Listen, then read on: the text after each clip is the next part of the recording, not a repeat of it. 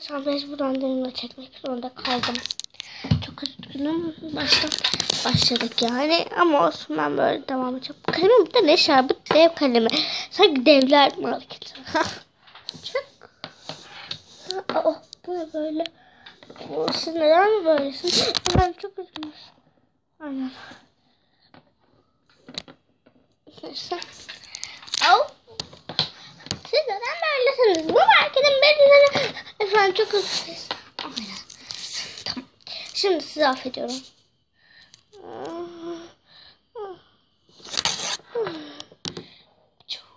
Şunu bir sabit aldım. Şunu bir sabit alsana. Tamam.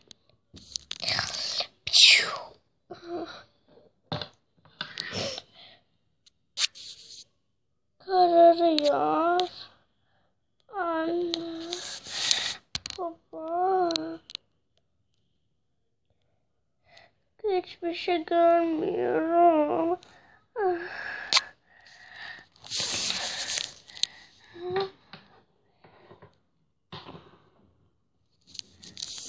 Ne oldu bana böyle? Siz bana bir şey yaptınız. Hayır. Ben de buradan market yaptım. Ama efendim bakın efendim çok üzgünüz. Ben sizin özrünüzü bul. Peki. O zaman bunu yapmak zorundayım. Peki.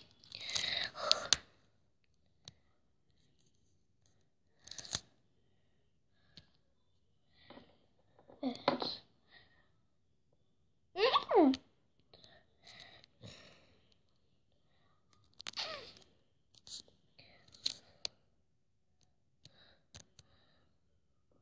Bu sen ne yaptın sanıyorsun?